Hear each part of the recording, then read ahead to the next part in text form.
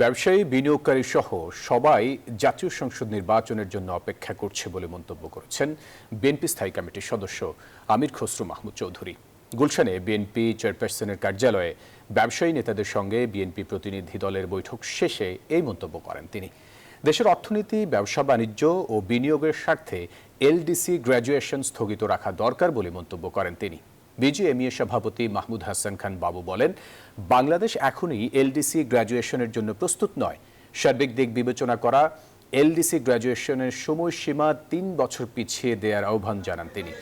শ্রম আইন সংশোধন করতে ব্যবসায়ীদের আপত্তি নেই জানিয়ে তিনি বলেন, ২০ জন শ্রমিক হলেই ট্রেড ইউনিয়ন করা যাবে এমন নীতির বিপক্ষে তারা।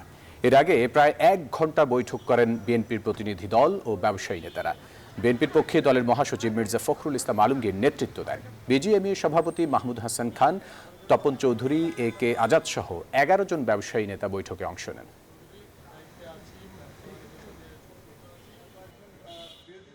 এলডিসি গ্র্যাজুয়েশনে যাওয়া এই মুহূর্তে বাংলাদেশের বর্তমান এবং আগামী দিনের ব্যবসা বাণিজ্য বিনিয়োগের জন্য সহায়ক ভূমিকা পালন করবে না।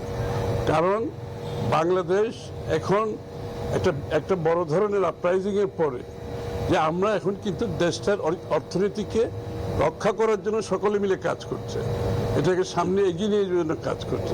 একমাত্র স্মার্ট সিটি বসুন্ধরা, আধুনিকতায় এক ধাপ এগিয়ে।